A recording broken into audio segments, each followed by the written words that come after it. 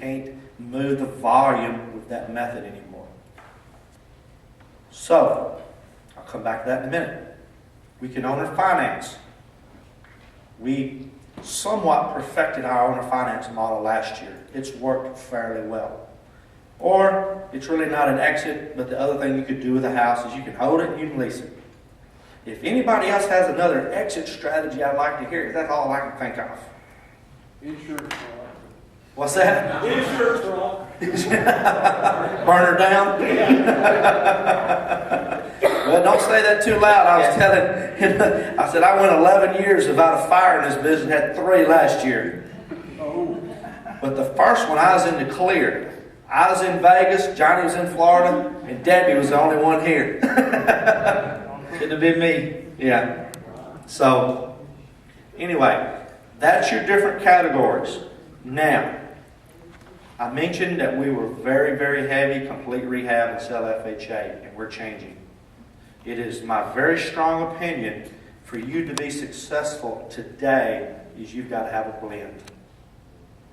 You've got to be able to do some of each of these and do them well.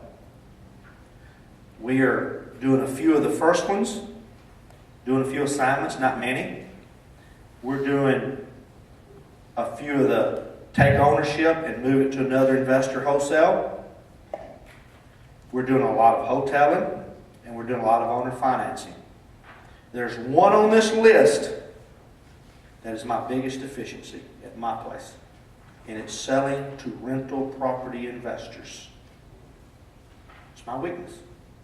Over years, we were so good at completely rehabbing and selling to owner occupants that not working in that market has become a deficiency. And we're going to improve that, and we're dedicated to improving it because we have to have it. Because what's the difference between selling to a rental property guy versus another guy who wants to improve it and resell it? What's the difference? What's that? About $10,000. About $10,000. That's it. They'll pay you more. They'll pay you more. And I'm not talking about the rental property guy that's sitting in here for the most part, that's being educated and knows all this. I'm talking about the guy making $200,000 a year that works for Exxon or Mobil, where he's an entrepreneur and he wants to buy a rental property. He wants to invest in rental because he's getting 0 return in the stock market. Those guys will pay more.